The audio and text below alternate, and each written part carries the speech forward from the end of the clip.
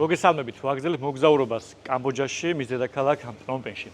დღეს შედარებით ძიმედ დავიწყებთ, ვინაიდან მინდა გაგაცნოთ ამ ქვეყნის ისტორიის ერთ-ერთი შავი პერიოდი. გულისხმობ გასული საუკუნის 70-იან წლებს, სადაც ქვეყნის მმართველობაში იყვნენ წითელი ქმერები, ხოლო მათ სათავეში პოლ პოტი.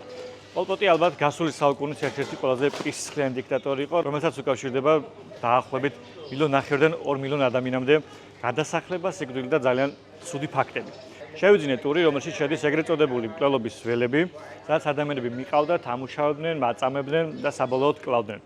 ხოლო მეორე ადგილი არის გენოციდის მუზეუმი, სადაც იმ პერიოდში იყო ციხე, სადაც ადამიანები ყავდათ გამოწყდებული, ხოლო დღეს შეგვიძლია მივიდეთ და გავეცნოთ ამ ისტორიას კიდევ უფრო ახლოს. ტურის ღირებულება $20 და მოიცავს როგორც ტრანსპორტირებას, ასევე პროფესიონალი გიდის მომსახურებას. მუზეუმებისა და ისტორიული ადგილების შესასვლელ ბილეთებს უშუალოდ ადგილზე შევიძინეთ.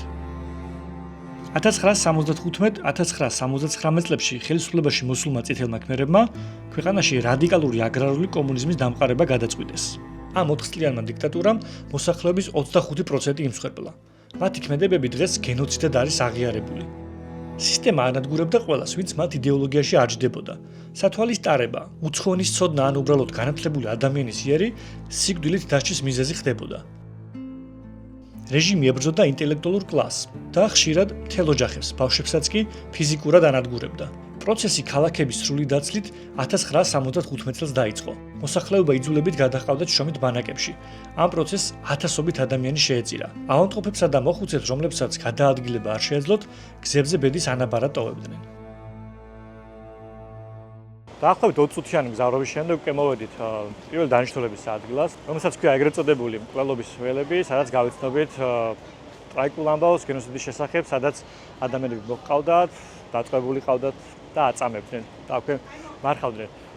ტექნიკურ დეტალებს გეტყვით, რომ მოსვლისას გადავიხადეთ $3 ერთი ბილეთის საფასური. იქიდან გავდნიარე, რომ ტურით ვსარგებლობთ. სხვა შემთხვევაში თუ მოვიდოდით ჩვენით, ერთი ბილეთის საფასური იქნებოდა $6. ჩვენი გიდი უკვე გვაგროვებს ჯგუფის წევრებს, სადაც მოგვიყვება უკვე ისტორიას და ჩვენ წავიდეთ და ერთად მოვუსვინოთ მას.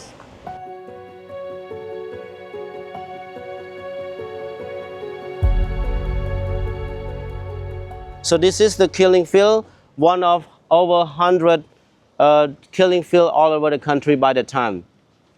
All right, so this one that the ticket counter, and this the memory stupor that could be seen 8,985 skulls. All the skull bones, collarbone, hand bone, jawbone were discovered from the 86 mass grave. Because the total mass grave in this one, all the mass grave also were built by victims themselves before being killed, before being executed.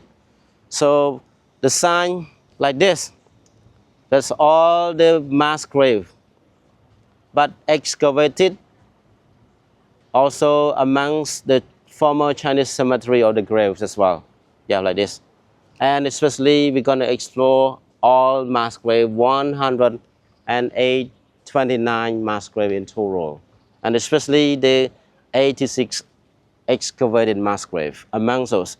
And for more that if anybody feel like very emotionally, you can come back, your own and find your seat over here to wait for somebody else. And I would like to inform you, so the place where we sat down, that's the meeting point. So if you feel like shock or you feel very emotional, please come back.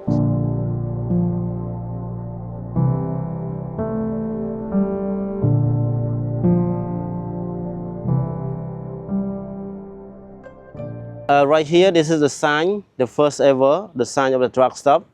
So during that time, we also got, during the Liberation Day that we got, and especially this period, after the January 7, 1979, one truck remained, but it has been taken away since then. I would like to say so sorry that we lost that one. That means we lost out, reality or document from this one. So the guy, the sitting down guy who reporting or who document or registered everyone, like how many people, how many prisoners daily. And also he told everyone that you were sending, you were sending that just like you are sending to the new homes. But new homes, what new home stand for? New home means mass grave. Yeah, the graves. The graves. ეს ტერიტორია მასობრივი სიკვდილით დასჯის ადგილს წარმოადგენდა. ჯალათები შენობებში იყვნენ განლაგებულნი. ტერიტორია აღჭურვილი იყო ელექტროენერგიით, რაც მათ საშუალებას აძლევდა მსხვერპლები ღამითაც მიიყვანათ და ღამითვე დაეხოცათ. ისინი ადამიანებს სხვადასხვა სასტიკი მეთოდით ასალმებდნენ სიცოცხლეს.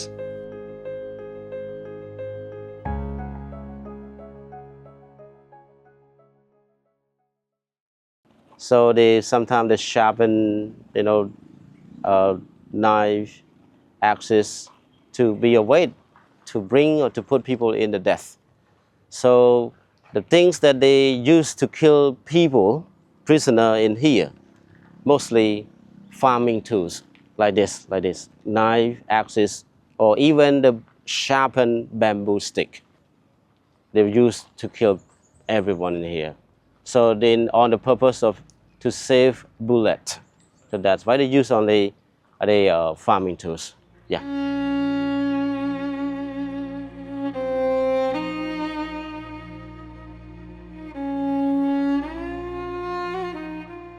ამ ტერიტორიაზე არის სხვადასხვა სტენდი, სადაც ჩვენი გიდი გვიყვება ამ საშინელი ამბების შესახებ. კონკრეტულად სად ხდებოდა ადამიანების მოყვანა, წამებაც, კვლელობაც. მოსასმინე ძალიან საშინელი ამბებია, მაგრამ ალბათ საჭირო ასეთი რაღაცები ვნახოთ და ვიცოდეთ, რომ მსგავსი რაღაც საერთოდ არ უნდა განმეორდეს. შეიძლება ეს ძალიან შორს არის ჩვენი ქვეყნისგან, მაგრამ მაინც ძალიან მტკივნეული ამის პირადად მოსმენა და ნახვა იმ ადგილების, სადაც ასეთი კატასტროფა ხდებოდა. ჩვენ გავაგრძელებთ ამ ტურს, მოусმენთ ჩვენს გიდს, რომელიც ძალიან კარგად გვიყვება ამ ისტორიას და ერთად გავეცნოთ დარჩენილ ისტორიას.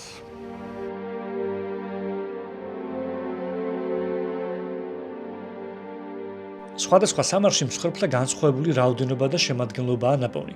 მათ შორის ყველაზე შემზარავი ადგილი, სადაც 100-ზე მეტი ქალისა და ბავშვის ცხედარი აღმოაჩინეს. მათი უმრავლესობა სრულიად შიშველი იყო. აქვე დგას ეგრეთ წოდებული სასიკვდილო ხე, რომელთანაც ბავშვებს განსაკუთრებული სისასტიკით კლავდნენ. ამ ტერიტორიაზე მიწაში დღემდე პოულობენ მსხვერპლთა ტანსაცმლის ნარჩენებს.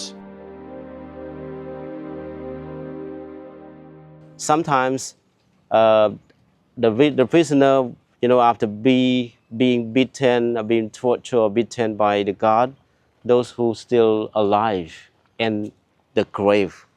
So after that, the guard executioner used DDT powder from here to kill them. Just like you can read anyway that the action had two purposes. Firstly, to stop smelly body, to let everyone, like farmer or patient working nearby here. Because the way they build hyphens around this, normal people, ordinary people could not see what's going on. And another purpose, to kill, to finalize the victim's life.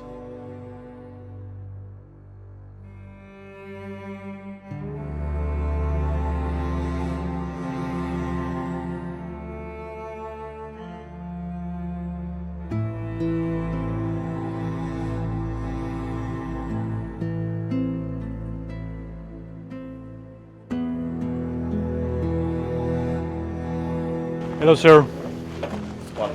Yes, please. Thank you. შევყიდულოთ. ყოველ და შეგვიძლია რომ პატივი მივაგოთ გარდაცვლილებს. ვიხდით რა თქმა უნდა ფეხზე. სულ რაღაც 50 ცენტი ღირს ყოველდან, რაღაც მინიმალურია, ალბათ პატივის მისაგებად. პათავსებთ აქ. შეიძლება შეგვიძლია მივახოდეთ უკვე უშუალოდ თავის ქალებს.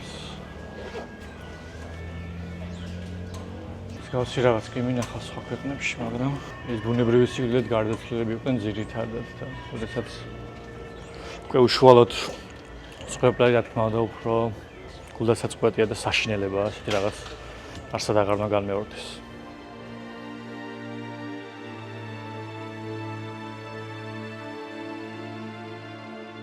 სიკვდილის იგივე მკვლელობის ველები არ არის ტურისტული ატრაქციონი. ეს არის მემორიალური ადგილი, რომელიც პატივს მიაგებს აქ მოკლული 17,000 ადამიანის ხსოვნას.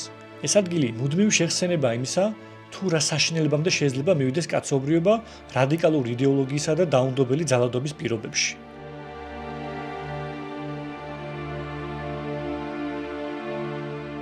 ტურის ამ ნაწილის დასასრულს მივახლავდით, უკვე დავათვალიერეთ მთელი ეს ადგილი.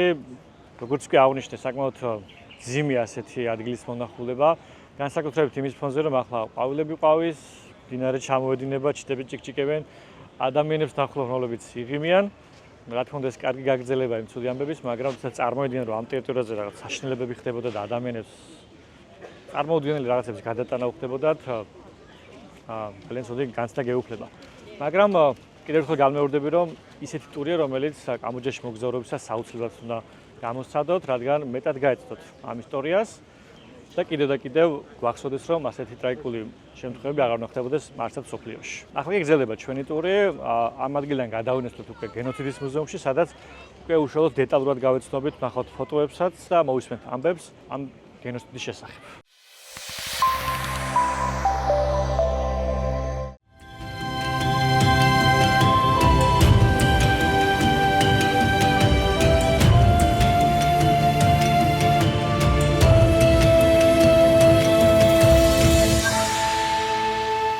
დაახლოებით 15 წუთიანი მგზავრობის შემდეგ კი მოვედით დედაქალაქში კვლავ, კერძოდ მუზეუმში, სადაც ერთ ბილეთში გადავიხადეთ $5 და ახლა შემოვედით შიგნით, რომ დავიწყოთ ეს ტური.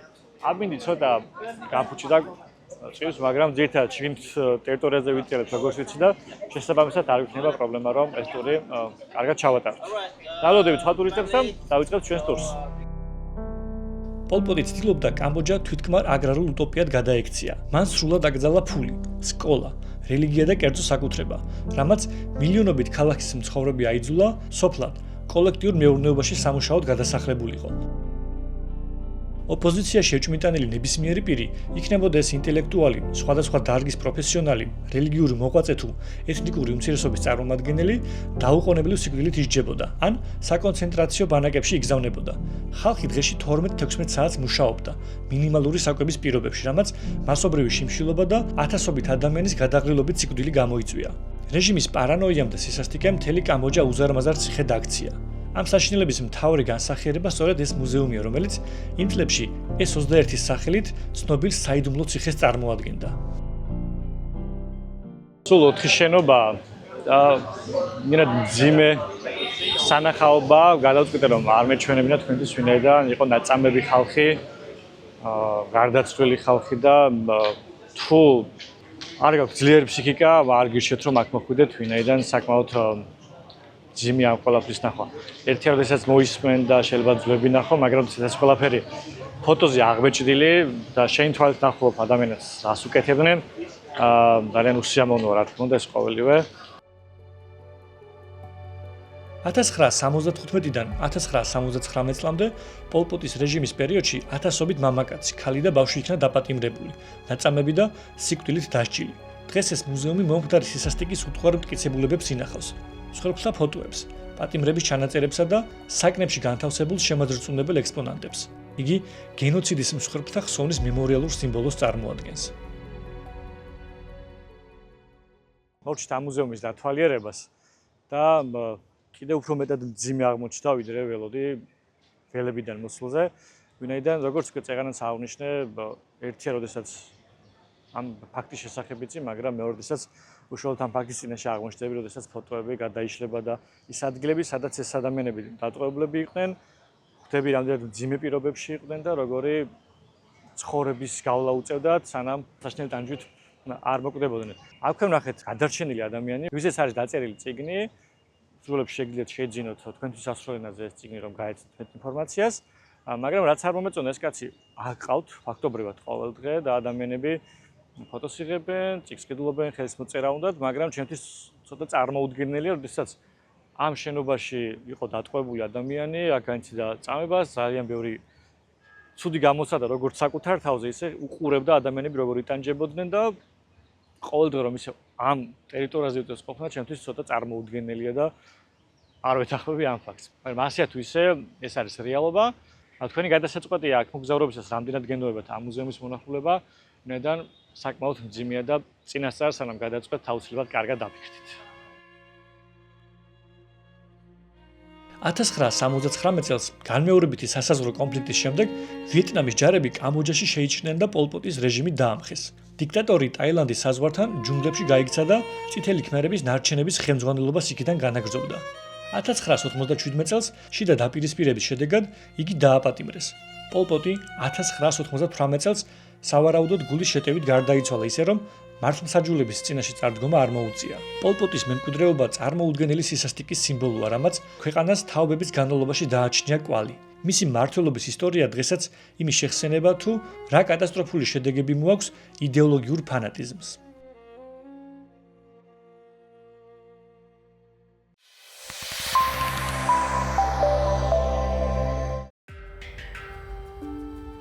ამდენი მძიმე სანახავის შემდეგ ცოტა ამოსუნთქვა მჭირდებოდა, ამიტომ ემოციებისგან დასაცლელად ქუჩაში გამოვედი. ახლა ცოტას გავივლი, ქალაქს დავათვალიერებ და რამდენიმე საინტერესო ადგილსაც გაჩვენებთ. კამბოჯის ოფიციალური რელიგია არის ბუდიზმი, რომელსაც მოსახლეობის 95%-ზე მეტი მისდევს. ბუდიზმის გავლენა ამ ქვეყანაში იგრძნობა კულტურაზე, არქიტექტურაზე და ყოველდღიურ ცხოვრების წესზე. ქუჩაში გადაადგილებისას ეს იქნება ფეხით თუ მანქანით, არაერთ ტაძარს, ანუ ვატს შეხვდებით. თუმცა მათ შორის ყველაზე გამოსარჩევია ვატ პრნომი, რომელიც კამბოჯის პრომპენის მთავარი ტაძარია. პირველ რიგში სწორედ ამ ტაძრის მონახულება გადავწყვიტე. მოვედი, შესაძლოა შევიძინე ბილეთი, რომლის საფასურიც სულ რაღაც $1.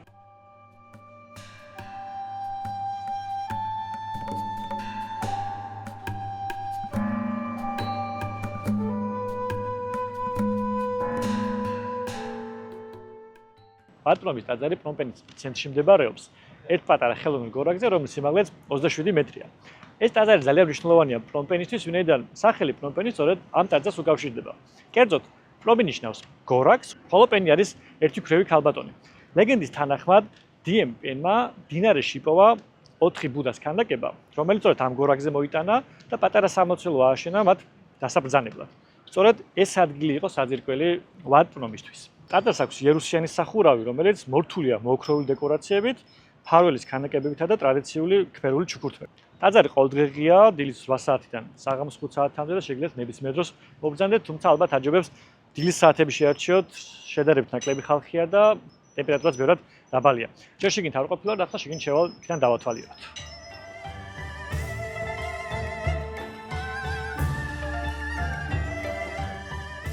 თქმულების მიხედვით, ეს ტაძარი დიემ პენმა 1372 წელს დააარსა. საუკუნეების განმავლობაში ტაძარი ფართოვდებოდა, უტარდებოდა რესტავრაცია, მათ შორის საფრანგეთის კოლონიური მმართველობის პერიოდშიც. სწორედ ამან შეძინა ტაძარს ასეთი საინტერესო იერი. აქ ტრადიციული ქმერული სტილი და ფრანგული არქიტექტურული ელემენტები ერთმანეთს ერწყმის. ინტერიერში ბუდას ქანდაკებებსა და პატარა სალოცავებს ნახავთ. გარეთ კი ყველაფერი სიმწვანეშია ჩაფლული. ძალიან ლამაზი ბაღებია, დეკორატიული ტბორებითა და მითიური არსებების, მაგალითად, ნაგების იგივე გველის ღვთაებების ქანდაკებებით. ეს ტაძარი პრომპენის ნამდვილი სიმბოლოა, ყველაფერია, უძველესი ისტორია, სულიერი სიმშვიდე და საოცარი გარემო. ვატ პრნომის ნახვის გარეშე რთულია გაიგო თუ როგორ ჩაეყარა საფუძველი ამ ქალაქს და რა უდენ დიდი მნიშვნელობა აქვს ბუდიზმს კამბოჯელებისთვის.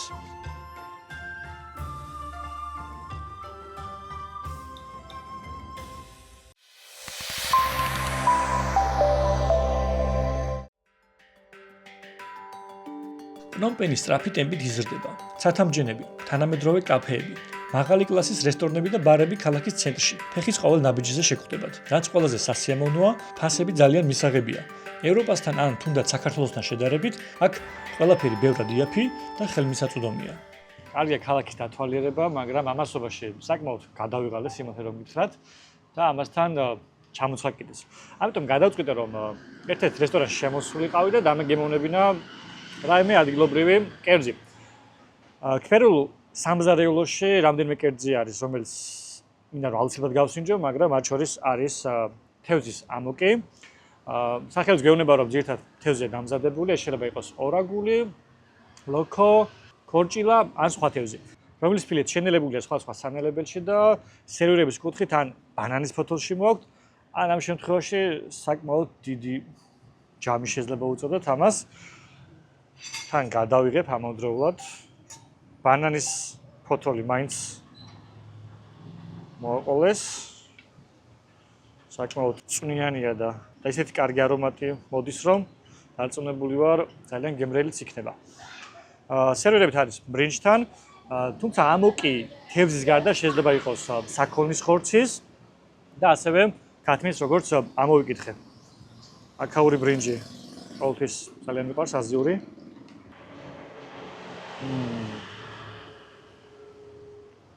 ძალიან გემრიელია, პირველივე გასინჯვით უკვე მომწონს.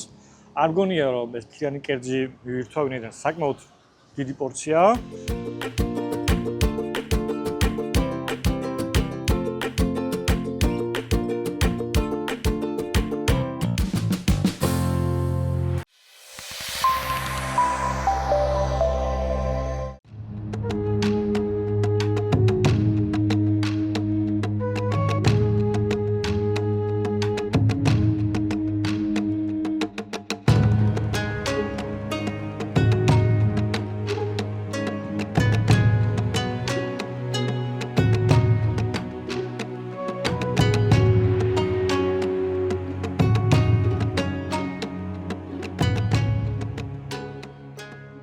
დინარის ნაპირისკენ გამოვედი, რომ ბულვარში გავამესერნა, მაგრამ ისეთი ხალხმრავლობაა, არა მარტო ბულვარში უშუალოდ გზაზეც კი, რომ სერნობა რამდენად გამომივა, არ ვიცი.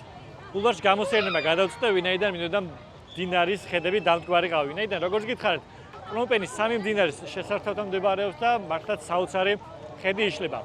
ამ მდინარეებს ისტორიულად უდიდესი მნიშვნელობა ჰქონდა როგორც პრომპენისთვის, ისე უშუალოდ კამბოჯისთვის. პირველი მდინარე არის მეკონგი, რომელიც მსოფლიოში ერთ-ერთი ყველაზე გრძელი მდინარეა.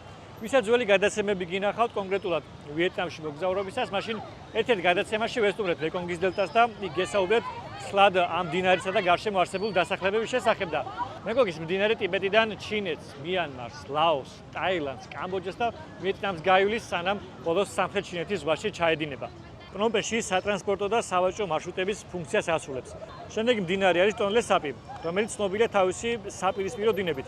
წვიმიან სეზონზე მეკონგის წყალი ტონლე საპის ტბაში ჩაედინება, რაც მას მკვეთრად აფართოვებს. შრალ სეზონზე კი დინება უკვე საპირისპირო მიმართულებით იცვლება და წყალს მეკონგში აბრუნებს. რაც შეეხება მესამე მდინარეს, ეს არის ბასაკი, მეკონგის შენაკადი, რომელიც პრომპენთან ახლოს განშტოდება და სამხრეთით ვიეტნამში მიედინება. ის სასიცოცხლოდ მნიშვნელოვანია ადგილობრივი ტრანსპორტისა და თევზაობისთვის. ეს სამი მდინარე ერთადერთდება მეფის სასახლის მოპირდაპირე მხარეს, რომელსაც სისუვად ქუეის უწოდებენ და სწორედ აქ მინდოდა მოსვლა და როგორც ხედავთ, საოცარი აურზაური და ხალხმრავლობა დამხდა. თუმცა ესეც რა თქმა უნდა აზიისთვის დამახასიათებელია, ხალხი უკან ხელს გვიქნევს, გვესალმება და ესეც ძალიან საინტერესო ასეთი გამოცდილებაც.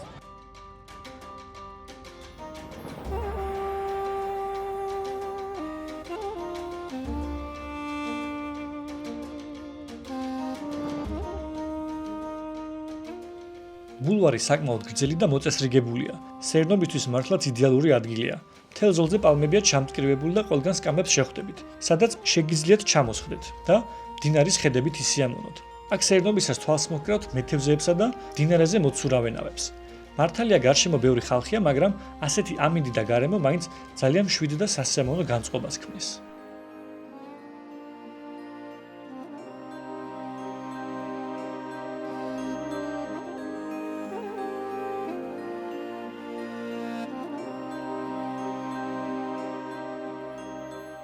გარდა არსებული ბაზრობებისა, სადაც შეგიძლიათ დღის განმავლობაში მიხვიდეთ და თქვენი სასურველი პროდუქტი ან ნაწარმი შეიძინოთ, აზია ძალიან ცნობილია თავისი ღამის ბაზრობებით. პრომპენშიც არის ღამის ბაზრობა, სადაც შეგიძლიათ მობრძანდეთ და თქვენთვის სასურველი ნებისმიერი რამ შეიძინოთ. აქ არის საკვები ობიექტები, სასრელი, დასაცრელი სუვენირები, მოკლედ რაც თქვენ სულსა და გულს გაუხარდება. ერთადერთი რაც შედარებით უცხო იყო ჩემთვის, აქამდე არც ერთ ღამის ბაზრობაზე არ მინახავს დასაჯდომი ადგილები, რაც აქ არის. სპეციალური ადგილია გამოყოფილი, სადაც ხალიჩებია, იქ შეგიძლიათ დაბრძანდეთ და შეუკვეთოთ თქვენთვის საყვარელი კერძი ან სასმელი. აქ მოსვლა საღამოს 6 საათის შემდეგ გირჩევთ. ერთი შეხედვით შეიძლება მოგეჩვენოთ, რომ სუვენირების დიდი არჩევანია, მაგრამ რეალურად ასე არ არის. ჩემი აზრით, ცენტრალურ ბაზარში ბევრად უფრო მრავალფეროვანი ნივთების პოვნა შეიძლებოდა. აქ მაშინ უნდა მოხვიდეთ, თუ ადგილობრივი ქუჩის საკვების დაგემონება გაინტერესებთ, ან უბრალოდ გინდათ პრომპენის აქტიური ღამის ცხოვრება შეეგრძნოთ.